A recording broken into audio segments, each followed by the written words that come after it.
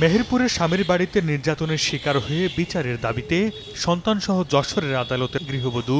ভুক্তভোগীর অভিযোগ, যৌতুকের টাকা না পেয়ে তাকে কয়েক দফায় নির্যাতন করেছেন স্বামীসহ শ্বশুরবাড়ির লোকজন। সবশেষ মারধরের সময় কেটে দেয়া হয় মাথার চুল। যশোরের বাসিন্দা ওই গৃহবধূর দাবি, চলতি বছরের জানুয়ারি মাস থেকে ৩ লাখ টাকা যৌতুক দাবি করে আসছেন তার স্বামী তরিকুল।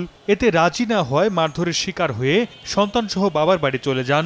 ইবি সদস্যের মাধ্যমে মীমাংসার পর ১৬ জুলাই বাড়িতে ফেরানোর চেষ্টা করেন শ্বশুরবাড়ির লোকজন। পথে বাঘারপাড়া উপজেলার রায়পুরায় পৌঁছালে গাড়ি থেকে নামিয়ে মারধর ও মাথার চুল কেটে দেয় স্বামী, শাশুড়ি ও দেবর। চিৎকার শুনে স্থানীয়রা তাকে এসে উদ্ধার করেন। আমাকে বলে, তুই যৌতুকের টাকা দিবি না, আবার তুই সংসার করতে চাস, এইখানেই তোকে মেরে ফেলবো, এইখানেই তোকে শেষ করে ফেলবো। এখন আমি আমার এই সন্তান নিয়ে আমি কোথায় যাব? আমি সুষ্ঠু বিচার চাই।